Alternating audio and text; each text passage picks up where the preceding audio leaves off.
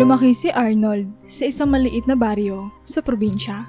Ang hangin doon ay lagi malamig tuwing umaga at ang lupa'y malupit, puno ng mga putik at batong nangangailangan ng pawis at tiyaga upang masaka. Mahirap ang kanilang pamumuhay, ngunit may mga ngiti sa bawat araw, mga ngiti na galing sa simpleng mga bagay. Sa tunog ng mga ibon sa umaga, sa halakhak ng kanyang bunsong kapatid na si Lilia, at sa makapal na kaldereta ng lugaw na niluluto ng kanilang ina tuwing gabi. Panganay si Arnold sa dalawang magkakapatid. Si Lilia ay 8 taon ang agwat sa kanya at sa murang edad ay ipinakita na nito ang masayahing ugali at pagiging malambing. "Kuya, ang ganda ng bulaklak na to!" Tuwang-tuwang sabi ni Lilia habang dala-dala ang isang ligaw na bulaklak na kinuha niya mula sa gilid ng bukid. Si Arnold naman, bagaman sanay na sa mga ganitong tanawin, ay palaging humahanga sa tuwa ng kapatid. "Aba, mukhang mabango nga, Lilia," sagot ni Arnold na may ngiti habang iniabot ng kamay para kunin ang bulaklak. "Maganda yan, pero mas maganda kung ilalagay natin sa lalagyan. Alam mo naman si nanay, mahilig sa mga bulaklak, tapos ilalagay niya sa mesa." Simple lamang ang mga bagay na nagpapaligaya sa kanilang pamilya. Dahil sa kahirapan, marami sa mga pangarap nila ay nanatiling mga kwentuhan lamang. Ang kanilang ama si Mang Tino, isang magsasaka sa ilalim ng isang mabait na hasyendero, ay madalas magkwento tuwing gabi habang nagiinuman sila ng kape sa labas ng kanilang kubo. "Alam mo Arnold," panimula ni Mang Tino habang hawak ang isang tasa ng kape, "pangarap ko pa rin makabili ng kalabaw. Yung sarili nating kalabaw na hindi natin kailangan hiramin mula sa ibang tao. Makakatulong yan sa atin, lalo na kung sakaling lumaki ang ani." Napangiti si Arnold sa sinabi ng kanyang ama. Nakikita niya ang dedikasyon at hirap ng kanilang ama araw-araw sa bukid. Ang pagpapagal upang mabigyan sila ng maayos na buhay. Sa isip niya, gusto niya matupad ang pangarap ng kanyang ama balang araw. "Oo tay," sagot ni Arnold habang nakatingin sa malayo. "Balang araw po, magkakaroon tayo ng sarili nating kalabaw." "Arnold, pumasok ka na rin sa loob," tawag ni Aling Merla, ang kanilang ina, mula sa kusina. "Maaga pa kayo bukas sa bukid, kailangan mo na magpahinga." Si Arnold ay tumigil lamang sa elementarya. Para sa kanila, mataas na antas na ito ng edukasyon dahil halos lahat ng kababata niya ay hindi na umabot sa ganitong antas. Sa katunayan, ang kanyang ama't ina ay hindi man lang nakapag-aral dahil sa kahirapan. Si Aling Merla, bagaman walang formal na edukasyon, ay magaling sa pamamahala ng bahay. Masipag siya magluto, maglinis at mag-alaga kina Arnold at Lilia. "Natapos ko naman ng elementarya, kaya kitang turuan, kaya mo rin to." Minsan ay biro ni Arnold kay Lilia habang tinutulungan niya ito mag-aral ng mga leksyon sa paaralan. "Bakit di ka na nag-aaral, kuya?" Inosenteng tanong ni Lilia sa ngiti. "Gusto ko rin maging magaling tulad mo." "Mas kailangan ni tatay ng tulong sa bukid," sagot ni Arnold habang tinutulungan niyang isulat ang mga letrang itinuturo niya. "Hindi madaling buhay dito, Lilia, kaya kailangan nating magsipag para mabuhay." Tumingin siya sa mga mata ng kanyang kapatid na puno ng pag-asa. Pero balang araw, mas gagaan din ang lahat. Kilala si Arnold sa baryo bilang masipag at responsable. Lagi siyang kasama ng kanyang ama sa bukid tuwing may panahon siyang libre mula sa ibang gawain. Kahit bata pa siya, alam niyang may malaking responsibilidad na siyang dapat gampanan para sa kanilang pamilya. "Hindi ko na iniisip ang sarili ko, Lilia." Minsan ay bulong niya sa sarili. "Lahat ng ginagawa ko para sa inyo." Sa kabila ng kanilang kahirapan, nagpapasalamat sila sa mabuting asyenderong nagpapatakbo ng lupain. Bagaman mayaman tao, hindi ito nagpakita ng kayabangan at madalas pa itong bumisita sa kanilang baryo upang kamustahin ang mga magsasaka. "Kailangan niyo ba ng dagdag na binhi?" minsan tanong ng hasyendero kay Mang Tino. "Kung may kailangan kayo, huwag kayo mag-atubiling magsabi." "Diyos na ang bahala sa inyo, Don Mateo. Malaking bagay po ang tulong ninyo sa aming lahat dito." Tugon ni Mang Tino na may taos-pusong pasasalamat. Habang si Arnold ay nagbubungkal ng lupa kasama ng kanyang ama, hindi niya maiwasang mangarap ng higit pa. Alam niyang mabait si Don Mateo. Ngunit sa likod ng bawat mabuting tao, may mga nakatagong panganib. Napansin niya maraming bagay pa ang hindi niya alam tungkol sa mundo sa labas ng kanilang maliit na baryo. At ang buhay ay tila isang walang hanggang pagsubok. Paano kung isang araw, mawala si Don Mateo? Paano kung pumalit ay hindi na kasing bait niya? Tanong ni Arnold sa sarili habang humuhukay ng pilapil. Dahil sa malalim niyang pagmamahal sa kanyang pamilya, alam ni Arnold na kailangan niya maging handa sa anumang pagsubok na darating. Sa kanyang murang isipan, naiisip na niya ang mga problemang maaaring harapin ng kanilang pamilya. Pero sa ngayon, ang mahalaga ay magpatuloy sila kahit gaano pa kahirap ang buhay. Kuya, pag lumaki ako, tutulungan kita sa bukid ha? Masiglang sabi ni Lilia na patigil si Arnold at ngumiti. Basta mag-aral ka muna ng mabuti ha, hayaan mo ko, ako na ang bahala dito. Sagot ni Arnold habang pinupunasan ang pawis sa noo. Para pagdating ng araw, di mo na kailangan maghirap tulad namin ni tatay. Sa simpleng buhay na ito, nakatagpo si Arnold ng lakas. Ngunit sa likod ng bawat tahimik na gabi at bawat araw na puno ng trabaho, nararamdaman niya may mas malaking darating. Si Don Mateo ay kilala sa buong baryo, hindi lamang bilang isang hasyendero, kundi bilang isang mabuting tao. Siya ay palakaibigan at kahit mayamang tao, hindi mo mararamdamang iba siya sa mga karaniwang tao. Laki rin siya sa hirap. Kwento nga na matatanda sa baryo, ang yaman niya ngayon ay dahil sa isang napakalaking swerte. Nanalo siya sa loto noong kabataan niya. Dahil dito, bumaliktad ang buhay ni Don Mateo. Mula sa isang simpleng magsasaka, tungo sa isa sa pinakamayamang tao sa probinsya. Subalit, sa kabila ng biglang pag-asenso, hindi kailanman naging mayabang si Don Mateo. Naaalala pa rin niya ang kanyang pinagmulan, kaya malapit siya sa mga trabahador niyang magsasaka. Alam mo Tino, minsang sabi ni Don Mateo habang nagmamasid sa mga taniman, kasama si Mang Tino ang ama ni Arnold. Kapag pinagmamasdan ko ang mga palayan, parang bumabalik ako sa nakaraan. Ganito rin ang buhay ko dati, yung bawat buhos ng pawis, may kapalit na pag-asa. Napangiti si Mang Tino sa sinabi ng kanyang amo. Napakalaking inspirasyon po kayo sa amin Don Mateo. Di po lahat ng yumaman ay katulad ninyo. Simple pa rin at marunong lumingon sa pinanggalingan. Hindi ko kayang kalimutan ang pinagmulan ko. Sagot ni Don Mateo, sabay tingin sa malawak na lupain. Kasama ko ang asawa kong si Ising sa lahat ng hirap at pagod noon. Kasama ko rin siya nung swerteng dumating sa amin. Siya lang ang dahilan kung bakit napakatibay ng loob ko noon. Ang asawa ni Don Mateo, si Ising, ay kapareho rin niya ng pinagdaanan. Nagpakasal na silang dalawa noong pareho pa silang kapos sa buhay. At kahit nang umangat na sila, nanatiling matibay ang kanilang pagsasama. Halos araw-araw, makikita mo magkasama sila sa hasyenda. Nagbibigay ng oras at atensyon sa mga magsasaka. Tinutulungan sila sa maliit na paraan. Pero sa kabila ng magandang reputasyon ng mag-asawa, halata sa buong baryo na hindi ganun ang ugali ng kanilang nag-iisang anak na si Luis. Lumaki si Luis na napapaligiran ng yaman at luho, kaya't naging spoiled ito. Halos hindi mo na makikitaan ng pagpapakumbaba si Luis. Isang malaking pagkakaiba sa mga magulang nito. Isang hapon, habang naglalaro sina Arnold at Lilia sa ilalim ng punong mangga malapit sa kanilang kubo, dumaan si Luis sakay ng isang bagong-bagong bisikleta. Kita ang tuwa sa mukha ni Lilia habang pinagmamasdan ang makinang na bisikleta. Ang ganda ng bike ni Luis, kuya! Bulalas ni Lilia habang hinahabol ng tingin si Luis na pasipol-sipol na dumadaan. Oo nga, ang ganda. Sang-ayon ni Arnold bagaman may halong pag-aalala sa kanyang tono. Alam niya kung gaano kaiba ang kanilang pamumuhay kay Luis at na minsan ang kayabangan ng binata ay nagiging sanhi ng alitan. Nang maramdaman ni Luis na pinagmamasdan siya, huminto siya saglit at tumingin kay Arnold at Lilia. Bakit? Nainggit kayo? Tumawa siya, halatang nanunukso. Kaya niyo bang bumili ng ganito? Tumawa siya ulit bago muling sumakay sa bisikleta at umalis, tila baga may hinahanap na problema. Hayaan mo na siya, Lilia. Sabi ni Arnold na pilit lang iningitian ang kapatid. Wala sabay kang kaligayahan.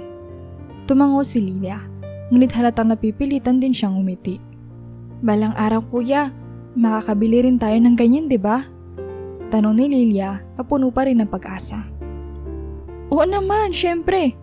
Sagot ni Arnold, bagaman sa kanyang puso, alam niyang may mas malaking pangarap ang kanilang dapat tuparin, ang magkaroon ng sariling kalabaw para tulungan ang kanilang pamilya sa bukid. Ito ang mas mahalaga kaysa sa luho ng mga bisikleta o anumang bagay na kayang bilhin ng yaman ni Luis. Ngunit habang lumalaki si Luis, lalo ding umiigting ang ugali niyang tila hindi nagmamalasakit sa hirap ng ibang tao.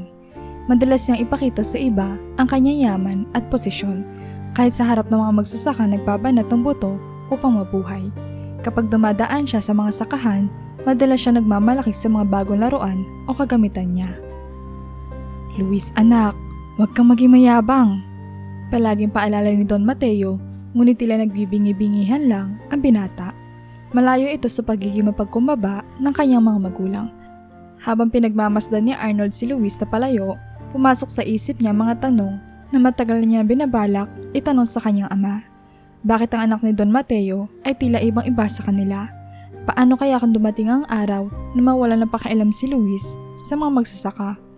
Bagaman si Don Mateo ay nanatiling mabuti at mapagkalinga, ang ugali ni Luis ay tila banta sa hinaharap ng mga magsasaka sa kanilang lupain. Lumipas sa mga taon at si Arnold ay hindi nagpatinag sa hirap ng kanilang buhay. Mula umaga hanggang hapon, nagtatrabaho siya kung saan-saan sa kanilang probinsya, sa palengke bilang tagabuhat, sa tubigan bilang katulong sa pagtatanim, at maging sa construction bilang isang karpentero. Kapag tapos na ang kanyang mga trabaho, bumabalik siya sa kanilang bukid upang tulungan ang kanyang amang, si Montino, sa mga gawain doon.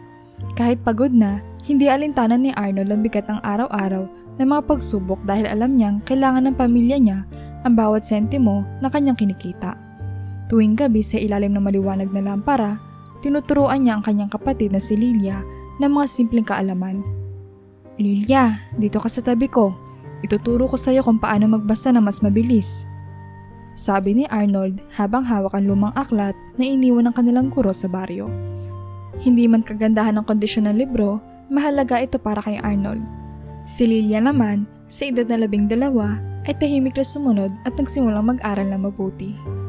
Kuya, balang araw, gusto ko rin makapagtapos ng pag-aaral tulad ng mga nakikita ko sa libro. Sambit ni Lilia, puno ng pag-asa. Ngumiti si Arnold, bagaman may halong kirot ang kanyang damdamin.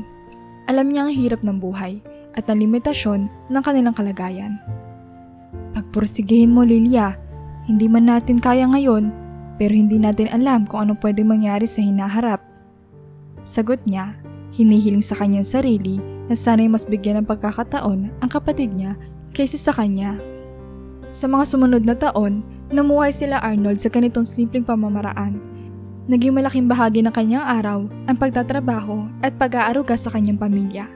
Ngunit alam niya sa kanyang puso na gusto niyang lumaki ang kanyang mundo, na hindi lang siya mananatili sa kanilang baryo. Isang araw, habang nag-uusap ang kanyang mga kababata sa ilalim ng punong mangga, nabanggit ng ilan sa kanila na may balak silang lumawas patungong Maynila para magtrabaho. Kailangan nila ng karagdagang kasama upang magbahagi ng renta sa apartment na kanilang titirhan. Arnold, sumama ka na sa amin, sabi ni Berto, isa sa kanyang mga kaibigan. Sa Maynila maraming trabaho, hindi tulad dito, palaging kapos. Tahimik na nag-isip si Arnold. Malalim ang pangarap niya para sa kanyang pamilya. Ngunit alam din niyang ang Maynila ay hindi biro. Pag-iisipan ko, sagot niya. Bagaman sa loob-loob niya, alam niyang ito na marahil ang pagkakataon na inaasam niya. Dumating ang araw na napagdesisyonan ni Arnold na sumama sa kanila. Bagaman mabigat ang loob niya, alam niyang ito ang makakapagpabago sa takbo ng buhay nila.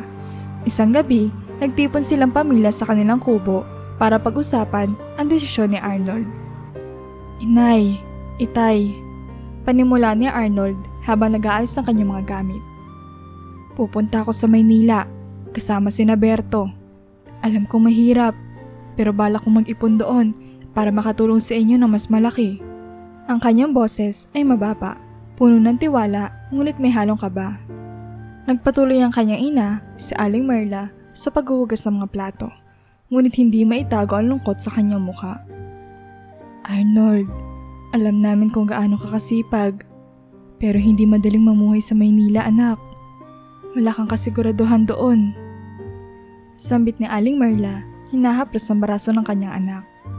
Si Mang Tino naman, bagaman mahina na ang katawan dahil sa edad at pagod sa bukid, ay tumingin sa anak na may mabigat na puso. Anak, kahit saan ka man magpunta, tandaan mong nandito lang kami. Alam ko na kaya mo yan, pero sana umalik ka rin sa amin kapag handa ka na. Naging emosyonal ang pamamaalam ni Arnold. Yakap-yakap niya ang kanyang mga magulang at si Lilia ay tahimik na umiiyak habang inaayos sa maliit na supot na ibinigay niya kay Arnold. Kuya, may hinanda ako para sa'yo. Sabi ni Lilia habang iniabot ang isang ginanchilyong panyo. Para maalala mo ko. Bago siya tuluyang umalis, isang huling bisita ang dumating sa kanilang kubo, si Don Mateo, ang kanilang mabait na asyendero. Nakita na matanda ang potensyal ni Arnold at narinig ang balita na aalis ito patungong Maynila. Arnold, sabi ni Don Mateo habang iniabot ang isang sobre na may laman. Ito'y 5,000. Hindi ito kalakihan, pero sana makatulong sa'yo kahit papaano sa Maynila. Nagulat si Arnold sa ipinakita ni Don Mateo. Don Mateo, napakalaking bagay po nito. Sagot niya, hindi alam kung paano magpapasalamat. Ipinagmakamalaki kita, Arnold, sabi ni Don Mateo. Alam kong matalino ka at may malasakit sa pamilya mo. Alam kong malayo ang mararating mo, pero wag mong kakalimutan kung saan ka nanggaling. Napaiyak si Arnold sa mga sinabi ng hasyendero. Sa kabila ng kanyang pag-alis, dala niya ang lakas ng loob at pagmamahal ng kanyang pamilya.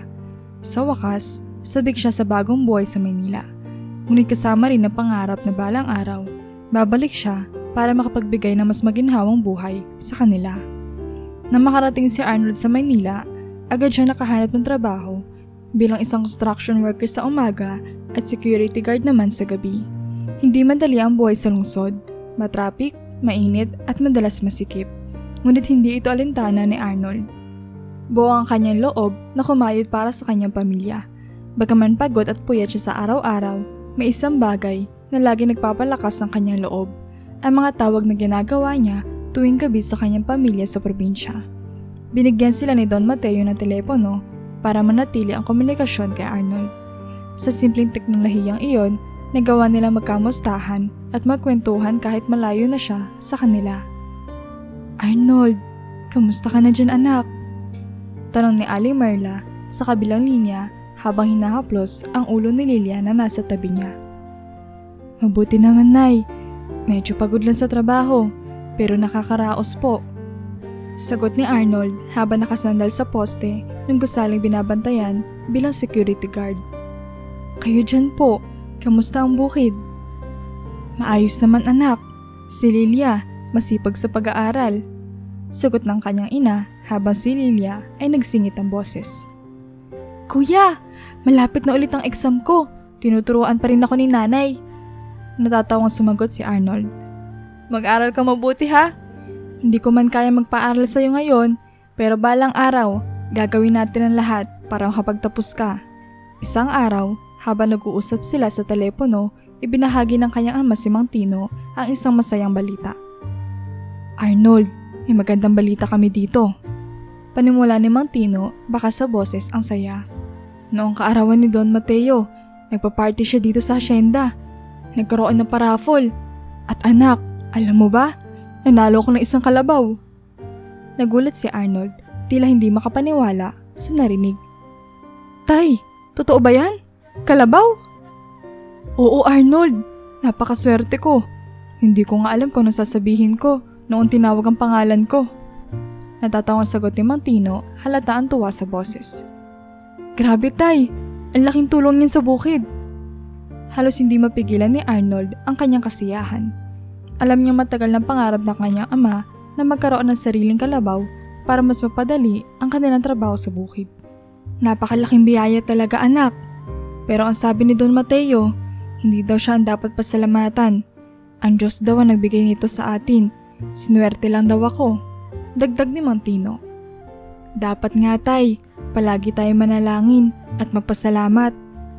Sagot ni Arnold, sabik na makita ang kalabaw na iyon at makitang magamit ito ng kanyang ama. Dahil dito, masayang-masaya ang pamilya ni Arnold. Ang kalabaw na iyon ay simbolo ng pag-asa. Isang bagay na hindi nila inaasahan, ngunit labis nilang pinangarap. Ngayon, mas magaan na ang trabaho sa bukid at si Mang Tino ay tila bumalik ang sigla dahil sa bagong alaga. Si Arnold naman, bagaman malayo, ay patuloy nagpapadala ng karamihan sa kanyang kinikita para makatulong sa kanilang mga pangangailangan. Hindi man niya nakikita ang mga ngiti sa kanilang muka tuwing natatanggap nila ang kanyang padala, daman niya sa bawat tawag kung gaano kagaan ang kanilang buhay ngayon. Kuya, salamat sa lahat ng pinapadala mo. Ang laki ng tulong mo kay tatay at nanay. Sambit ni Lilia minsan sa telepono. Walang anuman, Lilia, para sa inyo lahat yan. Sagot ni Arnold, bagaman may halong lungkot sa kanyang puso dahil hindi niya kapiling ang kanyang pamilya. Pag-ipon ko ng sapat, uuwi ako. Pero sa ngayon, kailangan ko pang magtrabaho para masigurado ko na tuloy-tuloy ang magandang buhay natin. Sa kabila ng hirap ng pamumuhay sa Maynila, nagdulot ng kaligayahan at inspirasyon kay Arnold ang mga balitang gaya ng pagkakaroon nila ng kalabaw. Patuloy siya nagsusumikap. Pinapangarap ang araw na muli niya makakasama ang pamilya at matutulungan sila ng mas mahigit pa kaysa ngayon. Lumipas sa mga taon at si Lilia, ang dating batang sumasabay kay Arnold sa ilalim ng punong mangga, ay isa ng ganap na dalaga. Nakikita ni Arnold sa mga tawag nila sa telepono kung paano nagbago ang buhay sa kanilang probinsya. Napansin niya mas maraming binata ang nagpapakita ng interes kay Lilia. Isang bagay na labis niyang ikinababahala. Kuya, ang dami na naman nagpunta rito para manligaw. Madalas sabihin ni Lilia tuwing magkausap sila sa telepono. May halong ngiti ang boses ng kapatid. Ngunit alam ni Arnold na palagi ito nagiging maingat sa pagpili ng tao na makikilala. Mabuti at pinipili mo na mabuti, Lilia. Sagot ni Arnold, seryoso ang tono. Pero tandaan mo, mag-ingat ka pa rin palagi. Huwag kang magtitiwala agad kahit kanino. Ang dami kong naririnig na masamang balita tungkol sa mga dalaga dyan. Lagi kang maging alerto, ha? Pag-aalala ng kapatid na mas malayo na ngayon dahil sa trabaho sa Maynila. Oo kuya, huwag kang mag-alala. Hindi naman ako basta-basta nagpapadala. Masayang sagot ni Lilia. Si tatay at nanay din, lagi akong binabantayan. Pero alam mo ba, may isa pang nagpapapansin. Si Luis, yung anak ni Don Mateo. Halos maramdaman ni Arnold ang pagtigil ng pintig ng puso niya nang marinig ang pangalan ni Luis. Matagal na niyang kilala si Luis at ang kayabangan nito ay tila hindi pa rin nagbago mula noong mga bata pa sila. Alam ni Arnold na hindi siya ang tamang tao para kay Lilia at alam niyang hindi rin pabor ang kanilang mga magulang.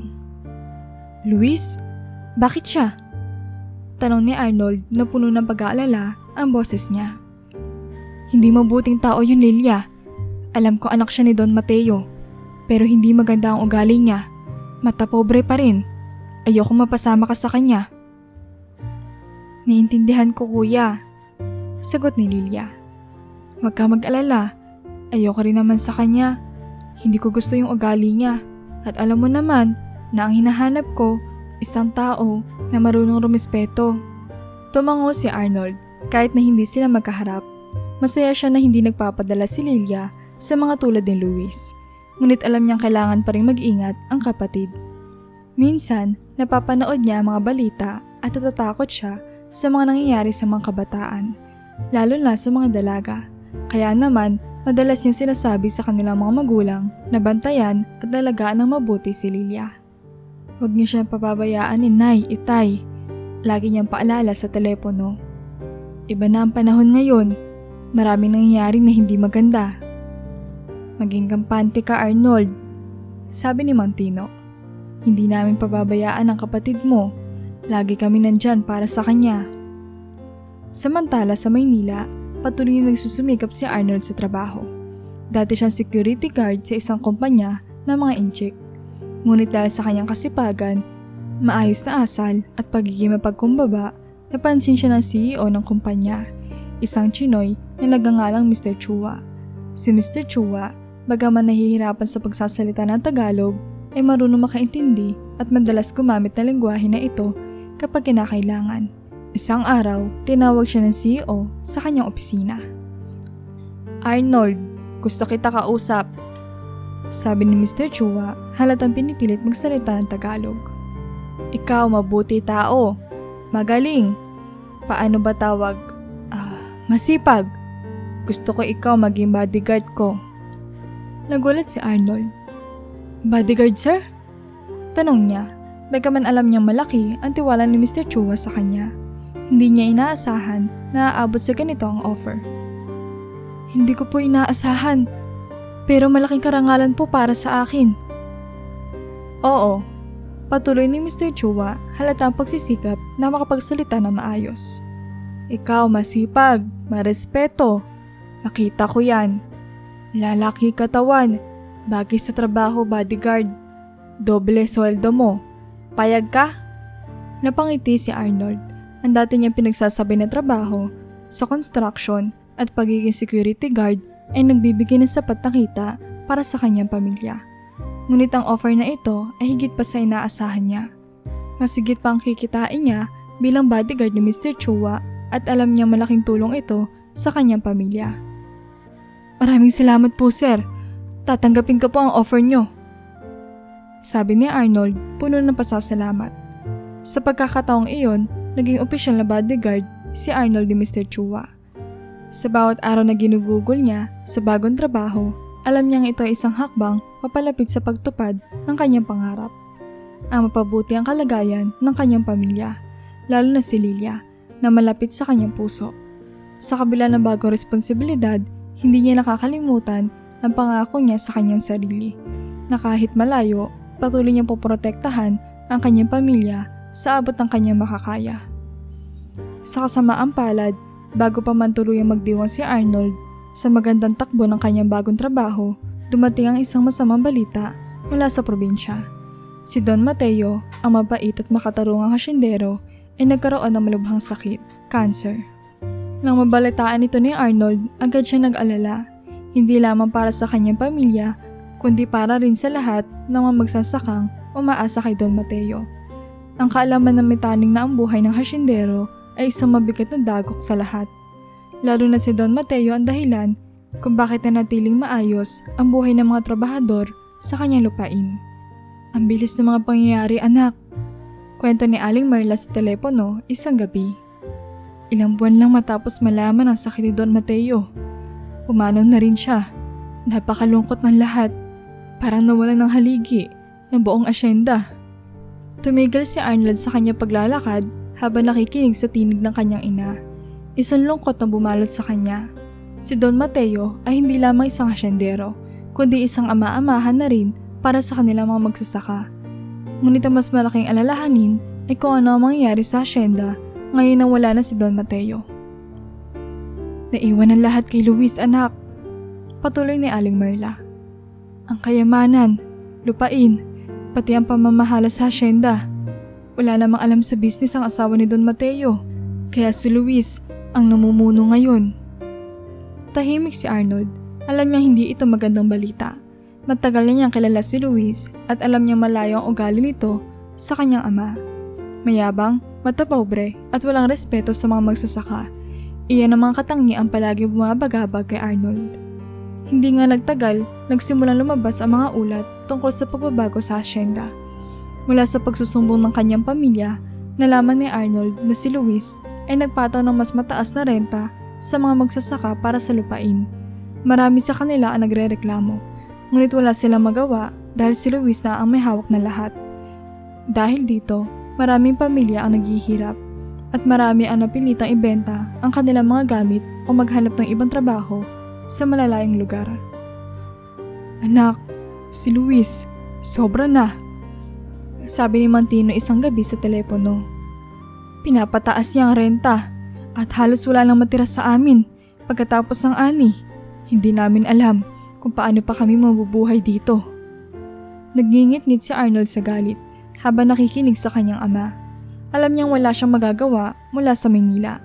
Ngunit nangangako siya sa sarili na hindi niya papayagang apihin ang kanyang pamilya. Subalit, ang pinakamalalang balita ay ang pamimilit ni Luis kay Lilia.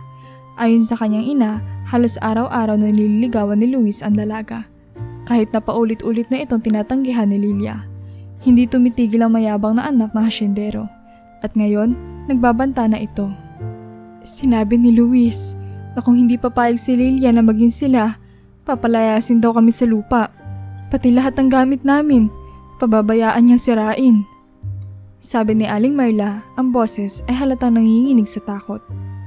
Pero kahit ganoon, hindi nagpapadala si Lilia. Tinatanggihan pa rin niya si Luis. Halos mabitawan ni Arnold ang telepono sa galit. Bakit hindi niyo sinabi agad ito, inay? Hindi na ako makakapayag na ganyan ang ginagawa ni Luis sa inyo. Halos sumigaw si Arnold sa kanyang galit. Kailangan natin gumawa ng paraan para pigilan siya. Anak, nagawa na namin lahat ng kaya namin. Sinusubukan naming maging matatag, pero alam naming malakas ang kapangyarihan ni Luis dito. Sagot ni Mang Tino, sinusubukan pakalmahin ang kanyang anak. Ang mahalaga ngayon ay ligtas si Lilia at patuloy siyang tumatanggi. Sa kabila ng lahat ng ito, si Arnold ay patuloy nagiging malapit sa kanyang boss, si Mr. Chua. Naging isa siyang pinagkakatiwalaang bodyguard at tagapayo. At dahil sa kanyang kasipagan at maayos na asal, naging malapit ang loob ni Mr. Chua sa kanya. Sa loob ng ilang buwan lamang, hindi na lamang siya basta empleyado ni Mr. Chua, kundi isa na rin itong mahalagang kaalyado sa mga negosyo at personal na buhay ng Chinoy na CEO. Minsan, habang nag-uusap sila ni Mr. Chua tungkol sa mga personal na bagay, napansin ng CEO ang lungkot sa mukha ni Arnold. Arnold, may problema ba? Tanong ni Mr. Chua habang pinupuno ang kanyang tasa ng tsaa. Ikaw lungkot, mayroon kang isip. Napabuntong hininga si Arnold bago nagsalita. Opo, boss. May problema po sa pamilya ko sa probinsya. Yung asyenda po namin, wala na ang dating amo na mabait. Yung anak na po niya namumuno at ginagawa niya mahirap ang buhay ng mga magsasaka. Lalo na po sa pamilya ko. At pinipilit pa niya ligawan ng kapatid ko, kahit hindi naman po gusto ng kapatid ko talaga. Nag-isip sandali si Mr. Chua. Mahirap sitwasyon mo. Pero alam mo Arnold, ikaw lapit sa akin. Kung kailangan mo tulong, sabihin mo lang. Bagaman bali-baliko ang kanyang Tagalog, malinaw ang kanyang intensyon. Handa siyang tumulong kay Arnold. Nagpasalamat si Arnold sa mabuting kalooban ng kanyang boss. Ngunit alam niya ang laban na ito ay kailangan niyang harapin bilang kapatid at bilang anak. Sinimulan niya magplano kung paano protektahan ang kanyang pamilya mula kay Luis, na tila nawalan na ng konsensya at respeto sa mga tao sa paligid niya. Isang araw, isang trahedya ang bumalot sa tahanan nila Mang Tino. Si Luis, na mas lalong nagiging agresibo at marahas, ay muling sinubukang kumbinsihin si Lilia na magpakasal sa kanya. Dumating siya sa kanilang kubo sakay ng mamahaling sasakyan kasama ang kanyang mga tauhan na parang ipinamumuka ang kanyang kapangyarihan at yaman. Sa harap ng buong pamilya ni Lilia, muli siya nag-alok ng kasal. Isang tanong lang naman, Lilia, sabi ni Luis habang nakangisi, halos nanunuya. Magiging asawa kita o hindi? Nakatayo si Lilia, matatag ngunit halatang nanginginig sa takot at galit. Luis, ilang beses na kitang tinanggihan. Hindi ako interesado. Hindi mo ako mapipilit.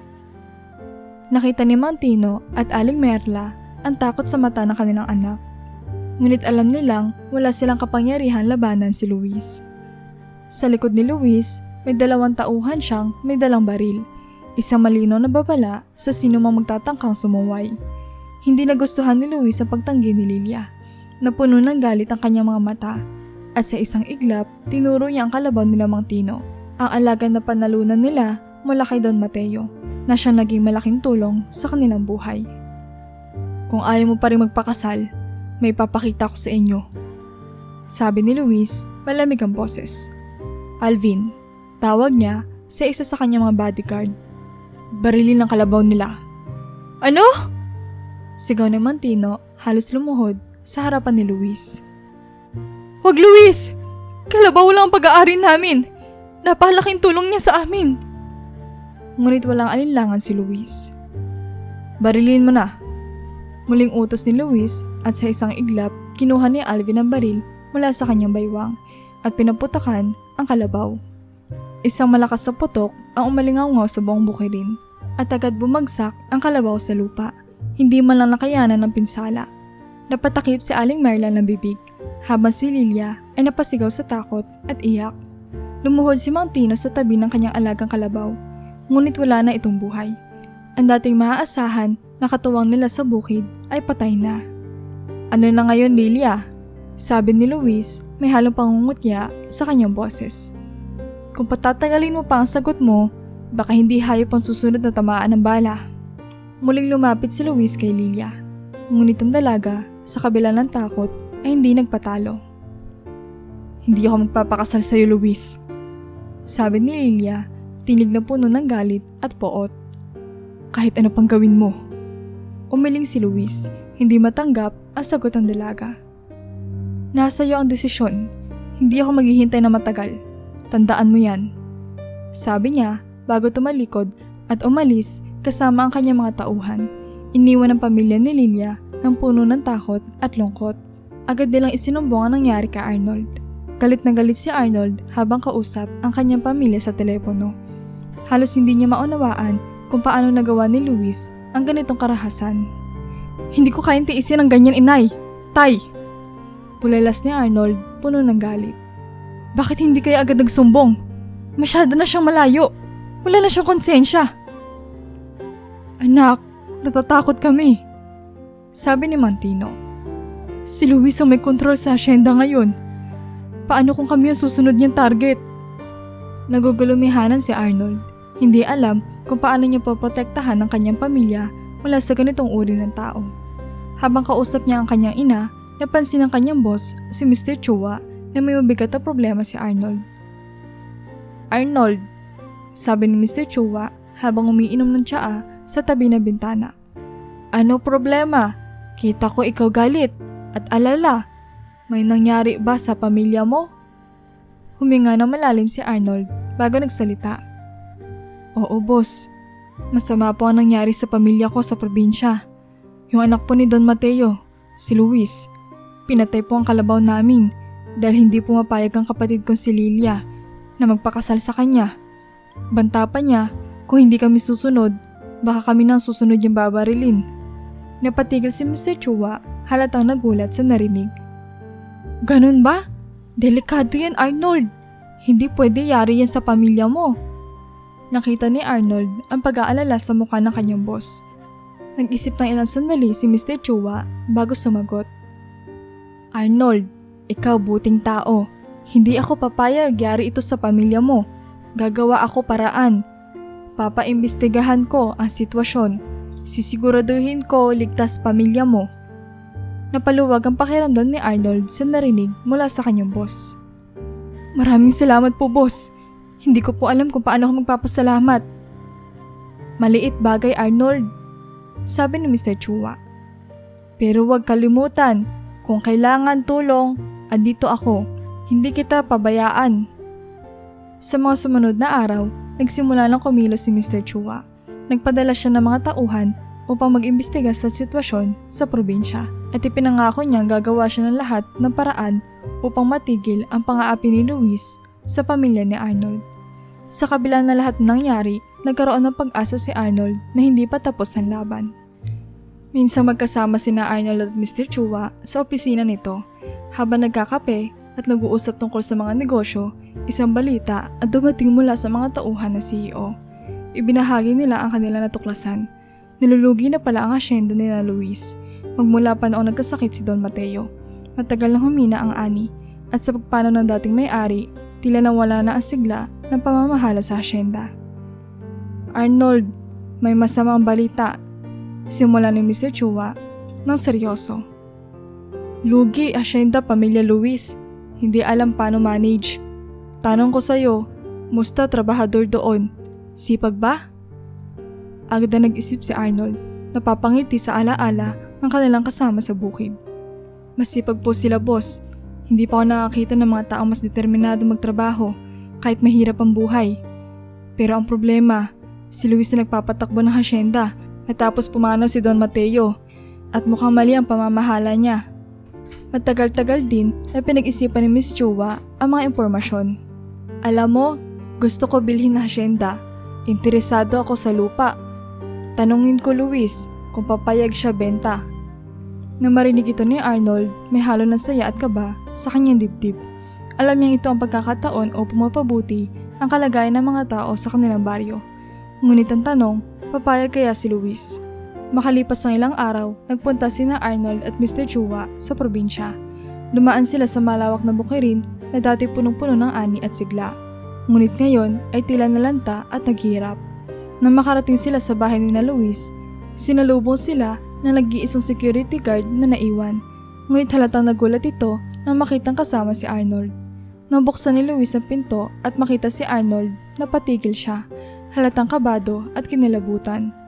Alam ni Luis na si Arnold ang kuya ni Lilia, ang pinipilit niya na magpakasal sa kanya. Tinitigan niya si Arnold mula ulo hanggang paa, matikas, maskulado at matatag ang tindig. Arnold, ikaw ba yan? Tanong ni Luis, pilit itinatago ang kaba sa boses. Tumangolan si Arnold, hindi na kailangan ng maraming salita. Tinignan niya si Luis ng diretso, tila pinapaalala ang kalupitan nito sa kanyang pamilya. Ngunit hindi siya nagpadala sa galit. Si Mr. Chua na ang nagpatuloy na pag-uusap. Luis, may offer ako sa'yo.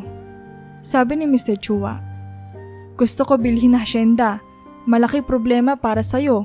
Tama ba? Alam ko lugi negosyo mo. Kaya bago bagsak, benta mo sa akin. Nagulat si Luis sa direktang alok. Pilit niyang itinago ang kanyang takot. Ngunit halatang hindi na siya makakapalag. Hindi ko ibebenta ang asyenda namin. Hindi ko kailangan ng tulong ninyo. Sagot niya, bagaman nanginginig pa rin ang boses. Ngunit hindi na nagpumilit sina Arnold at Mr. Chua. Umalis na sila pabalik na Maynila matapos tumanggi si Luis. Ngunit alam nilang darating din ang oras na magbabago ang isip nito. Ilang linggo lumipas at lalo lumala ang sitwasyon ng asyenda. Ang mga ani ay patuloy na bumabagsak at ang mga utang ni Luis ay lumobo na. Sa gitna ng lahat ng ito, isang gabi, sumiklab ang matinding takot sa puso ni Luis. Napagtanto niya na hindi niya kayang palakarin ang negosyo at wala na siyang ibang mapupuntahan. Walang naiwan sa kanya, kundi ang lupang nalulugmok sa pagkalugi. Dahil desperado, isang gabi, dumating si Luis sa bahay ni Mantino. Hindi na ito ang dating mayabang at matapobreng binata na palagi nagpapakita ng kayabangan sa kanilang mga magsasaka. Sa halip, halatang napilitang magpakumbaba. Halos hindi makatingin ng diretso si Luis habang nakiusap kay Mantino. Kailangan ko makausap si Arnold. May numero ba kayo sa kanya? Tanong ni Luis, halatang awkward at nahihiya sa sitwasyon. Hindi sanay magpakumbaba si Luis. Ngunit dahil sa kalugmukang kinakaharap niya, napilitan siya lumapit sa pamilyang minsan pinahirapan niya. Bagaman alam nila masamang ugali ni Luis noon, mabait pa rin sina Mantino at Aling Merla. Alam nilang hindi nila kayang pabayaan ang isang tao sa oras ng pangangailangan. Oo, nandito ang numero ni Arnold. Nasa Maynila na siya. Sabi ni Mantino habang iniabot ang papel na may nakasulat na numero. Nagpasalamat si Luis, bagaman halata sa mukha niya ang pagkahiya at pagsisisi. Kinabukasan, nakatanggap si Arnold ng tawag mula kay Luis. Hindi ito makapaniwala sa narinig nang malamang isa pala sa mga sikat na kumpanya ang pinapasukan ni Arnold. Hindi niya alam na ganoon nakalayo ang narating ng binata na minsan niyang tinuya. Matapos marinig ni Mr. Chua ang sitwasyon, nagpa siya itong bigyan ng panibagong offer si Luis. Ngunit ngayon, mas mababa na ang presyo kumpara sa unang alok. Late na siya payag, mas mababa na offer ko, sabi ni Mr. Chua kay Arnold. Para sa'yo rin to, Arnold. Bawi sa ginawa niya sa pamilya mo. Dahil sa desperasyon at kawalan ng ibang paraan, napilitang tanggapin ni Luis ang bagong alok ni Mr. Chua, kahit na ito ay higit na mas mababa kaysa sa inaasahan niya. Sa wakas, ibinenta na niya ang asyenda sa ilalim ng mga kondisyon ni Mr. Chua. Lumisan sina Luis at ang kanyang ina mula sa kanilang asyenda. Isang eksenang parehong malungkot at mapagpatawad. Habang umalis si Luis, maraming tao ang nalungkot sa pag-alis ng kanyang ina. Bagaman naging mahirap ang kanilang sitwasyon, mabait pa rin ito sa kanila. Ngunit masaya rin ang karamihan sa pag-alis ni Luis, lalo na tatapos na ang mga araw ng kanyang pamimilit at pang-aapi. Sa paglipas ng mga buwan, unti-unting bumalik sa sigla ang asyenda sa ilalim ng bagong pamamahala ni Mr. Chua. Bumalik ang saya ng mga tao at unti-unting bumangon muli ang kanilang mga ani. Dahil sa maayos at masinop ng pamamalakad, muling sumigla ang buong lugar. Bilang pasasalamat kay Arnold sa kanyang serbisyo at katapatan, binigyan siya ni Mr. Chua ng isang espesyal na regalo. Isang bagong kalabaw para sa pamilya niya. Halos hindi makapaniwala si Mang Tino na makita ang regalo. Nagpasalamat siya kay Mr. Chua at si Arnold na puno ng galak ay ngumiti habang pinagmamasdan ang bagong alaga. Mula noon, nagpatuloy ang magandang takbo ng buhay sa asyenda. Samantalang si Luis, na minsang mayabang at walang pakundangan, ay unti-unting natutunan ang halaga ng pagpapakumbaba at kabutihan. Sa kanyang pag-alis sa probinsya, naghanap siya ng panibagong direksyon sa buhay. At sa huli, natutunan niya ang isang mahalagang aral. Hindi mahalaga kung ikaw ay mayaman o mahirap. Sa bandang huli, ang mabuti o masama mong asal ang magdidikta ng iyong kapalaran.